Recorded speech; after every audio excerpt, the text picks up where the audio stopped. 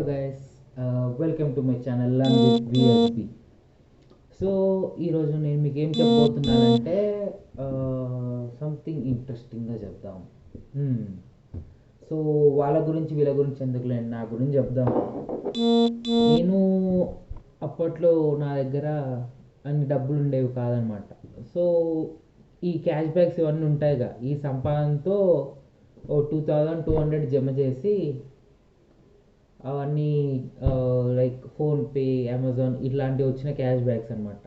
అవి తీసుకొని stock market trading చేయడం స్టార్ట్ చేసిన. షేర్స్ కొనడం, అమ్మడం, ఇంకా ఇంట్రాడేలు ఇవన్నీ చేసిన. సో అలా చేస్తూ పోను, సడన్గా నాకు ఫ్రెండ్ కలిసిండు. అయితే ఏం చేస్తున్నారా అంటే, ఏం లేదు బ్రో, లాక్డౌన్ కదా ఖాళీగా ఉన్నా, సరదాగా ఈ స్టాక్ మార్కెట్ అవి ఇవన్నీ నేర్చుకుందామని ట్రై చేస్తున్నా. అంటే స్టాక్ మార్కెటా, వద్దురా బాబు, అందులో పోకు, అన్ని డబ్బులు పోతాయి. మొన్న మన వెంకయ్యని లేవు, మస్తు పోయినాయి. మా పెద్దనాన్న కూడా మస్తు డబ్బులు పెట్టిండు స్టాక్ మార్కెట్లో, లాస్ వచ్చింది, ఇంకా పెట్టడం మానేసిండు. సో అయితే నేను వానికి చెప్పా, ఏమని, సరే అని క్రికెట్ వచ్చా అన్న. వచ్చు బ్రో అన్నాడు. సో ఒక ఫీల్డ్లోకి వెళ్ళావు, ఆడతావా అంటే బాగానే ఆడతా అన్నాడు. సరే నీకు క్రికెట్ వచ్చు కదా, సరే ఆడావు బాగుంది, నువ్వు గెలుస్తావా అంటే ఏమో చెప్పలేం, మ్యాచ్ ఇక మన చేతిలో ఉంటే గెలవచ్చు, లేకుంటే లేదని అన్నాడు.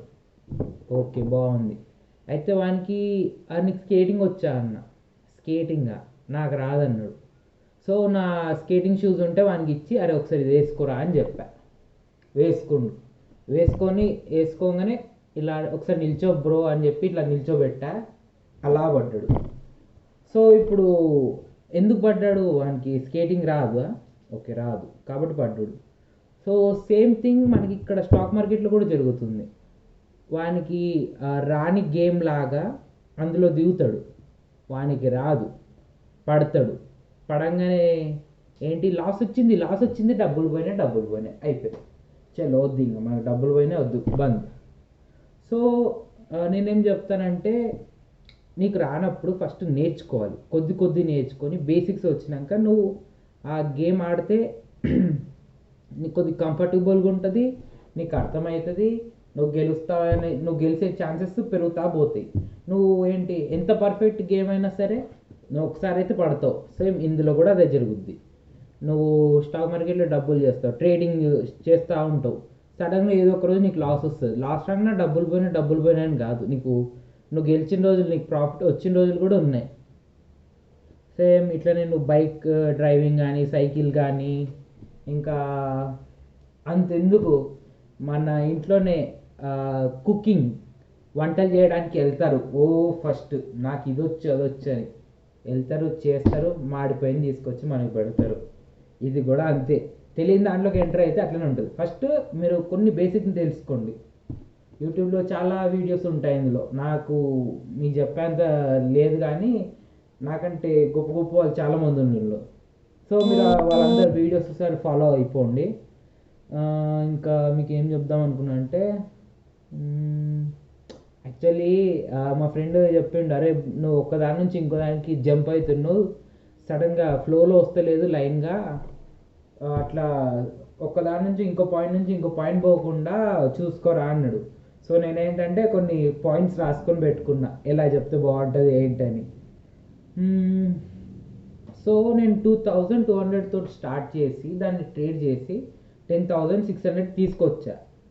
సో 2200ని 10,600 చేసిన అంటే వినడానికి బాగానే ఉంది, కానీ నాకు ఎంత టైం పట్టిందో తెలుసా, 6 to 7 months పట్టింది. లైట్లే, ఇంత లేట్ అయితే మాకు వద్దులే.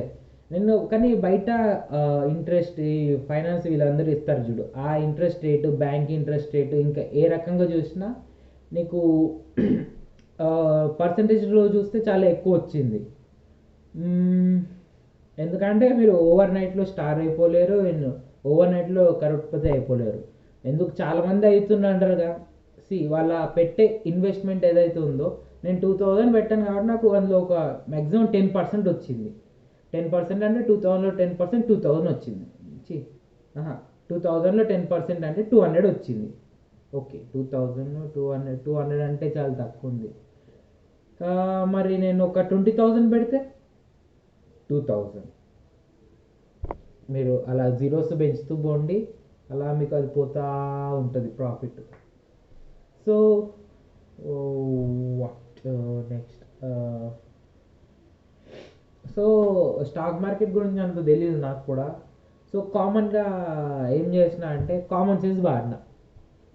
ఇది ప్రతి ఒక్కరు ఇక్కడ భూమి మీద ఉన్న వాళ్ళందరూ ఇదే వాడతారు, అయితేనే మనకి ప్రపంచం నడుస్తుంది. Simple logic. మీకు కిరాణా షాప్ తెలుసా? ఏం చేస్తాడు ఆయన? ఒక హోల్సేల్ షాప్కి వెళ్ళి సమ్ ఐటమ్స్ తీసుకొస్తాడు. ఒక బిస్కెట్ ప్యాకెట్ చూసుకుందాం, ఆయన ఒక పెద్ద ప్యాక్ తీసుకొస్తాడు. ఆయనకి 10 రూపీస్ బిస్కెట్ ప్యాకెట్ 9 రూపీస్ పడుతుంది, కానీ మనకి ఎంఆర్పి 10 రూపీస్కి ఇస్తాడు. అక్కడ 1 రూపాయి ప్రాఫిట్. సో ఇట్లానే చూస్తే వెజిటేబుల్స్, ఫార్మర్స్ దగ్గర మనం కొన్నది ఏదో ఇంత తక్కువ రేట్ కొంటారు, మనకు వచ్చేసరికి పావు కిలో 20 రూపీస్ అని అమ్ముతున్నారు మార్కెట్లో ఇప్పుడు. సో అదొకటి. తక్కువ కొని ఎక్కువ కొమ్మాలి ఎక్కడైనా సరే.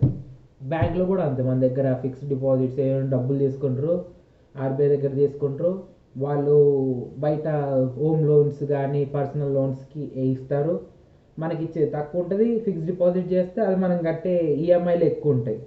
సో ఎవ్రీథింగ్ మీరు దేన్ని చూడండి ఇదే లాజిక్.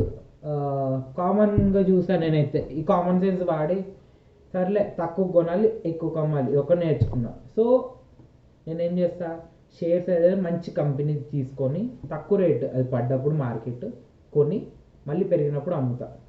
ఇలా చేస్తే మీకు లాస్ అనేది రాదు, మ్యాక్సిమం మీకు లాస్ అయితే ఉండదు.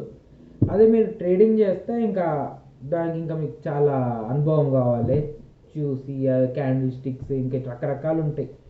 మీరు అంత ఎక్స్పీరియన్స్ కావాలంటే ఆ వీడియోస్ అవన్నీ చూసి నేర్చుకోవచ్చు. నేను కామన్గా ఇంకా నాకు లాస్ వద్దు, నాకు స్టాక్ మార్కెట్లో ప్రాఫిటే కావాలంటే మంచి కంపెనీస్ చూస్ చేసుకో. తక్కువ ప్రైస్ ఆ రోజు అది ఎప్పుడన్నా లూజ్ సైడ్ వచ్చింది అంటే పడిపోతుంది, ఆ ఫ్యాక్టర్స్ చూసుకో. మంచి కంపెనీ ఇప్పుడు ఇది పడిపోతుంది, టీసీఎస్ అని ఒక సాఫ్ట్వేర్ కంపెనీ ఆ రోజు పడింది, అది మళ్ళీ ఫ్యూచర్లో లేస్తుందా లేవదా? మన ఫ్యూచర్లో చూసుకుంటే మొత్తం ఐటీ సెక్టరే ఉంటుంది, ఆర్టిఫిషియల్ ఇంటెలిజెన్స్ ఇదే. సో ఖచ్చితంగా అది లేస్తుంది, లేట్ అయినా పర్లేదు కానీ నీకు ప్రాఫిట్ అయితే వస్తుంది. అట్లా చూసుకో. బ్యాంక్స్ కానీ ఇంకా ప్రోడక్ట్స్ నీకు రిలేటెడ్ టు ఇంకా అన్నీ ఉంటాయన్నమాట స్టాక్ మార్కెట్లో, అవి చూసుకొని అందులో మంచి చూస్ చేసుకొని మీరు కొనాలి. సో ఇందులో నేను ఏం చెప్తానంటే ఒక సజెషన్, రేట్ ఎక్కువ ఉంది ఇది తక్కువ ఉంది, సో ఇది తక్కువ ఇది కొంటే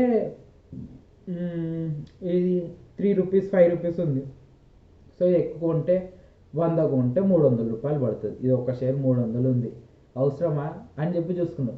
కానీ ద రేట్ పెరగడం కూడా ఇది 5 పైసలు 10 పైసలు పెరుగుద్ది, ఇది 5 రూపాయలు 6 రూపాయలు అట్లా పెరుగుద్ది. మీరు కంపేర్ చేసుకుంటే రెండు సేమ్ ఉంటుంది. మీరు ఒక్కటి చేయండి, ఒక మంచి షేర్ తీసుకోండి, టాప్ నిఫ్టీలో మీకు చాలా ఉంటాయి చూడండి, మంచి షేర్ తీసుకోండి, అది ప్రైస్ పడినప్పుడు కొనండి, మళ్ళీ పెరిగినప్పుడు అమ్మండి. నేను లాంగ్ టర్మ్ పెడతాను చాలా రోజులు పెడతానని పెట్టుకోకండి. మీరు చాలా కంపెనీస్ చూడండి, అదేదో ఉంది ఒకటి హోమ్ లోన్స్ది. సో ఆ కంపెనీ 3 years బ్యాక్ దాని షేర్ వాల్యూ 600 రూపీస్, కానీ ఈరోజు దాని వాల్యూ 18 రూపీస్. లాంగ్ టర్మ్లో మరీ అంతా కూడా మీరు మార్కెట్కి ఏం దూరంగా అరే పెట్టేసినా కొనేసినా అయిపోయింది వదిలేస్తే అయిపోయింది అట్లా చూడకండి. మీరు మార్కెట్ని ఫాలో అవ్వండి, అరే కొన్నారు ఈరోజు వస్తుంది, సడన్ నిఫ్టీ 50 చాలా పెరిగింది, సెన్సెక్స్ ఈరోజు అదుల్లో పోయింది, ఇన్వెస్టర్స్కి ఫుల్ డబ్బులు ఇది ఇట్లా చెప్తారు. ఇట్లా చెప్పిన రోజు ఒక షేర్స్ పెరిగినా చూసి మీకు ఎంత ప్రాఫిట్ వచ్చింది చూసుకొని మీకు ప్రాఫిట్ నచ్చితే ఎగ్జిట్ అయిపోండి.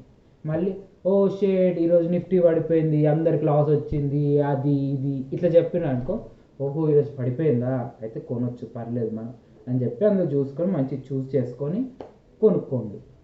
సో మీరు క్వాలిటీ క్వాంటిటీ ఈ రెండు చూసుకొని కొంటే అండ్ మీ టైం పీరియడ్లో మీకు మంచి ప్రాఫిట్ వస్తుంది, లాస్ అనేది ఉండదు. మీ ట్రేడింగ్ సైడ్ వెళ్తే అది గెలవచ్చు ఓడిపోవచ్చు, ప్రాఫిట్ రావచ్చు లాస్ రావచ్చు, కానీ గెలిచినా ఓడినా అంతే ఉంటుంది అనమాట. పోతే అట్లనే పోతే వస్తే నీకు అట్లనే వస్తాయి. నేను చెప్పేది ఏంటంటే షార్ట్ టర్మ్ ఇన్వెస్టర్ లాగా ఉంటే చాలా మంచిది.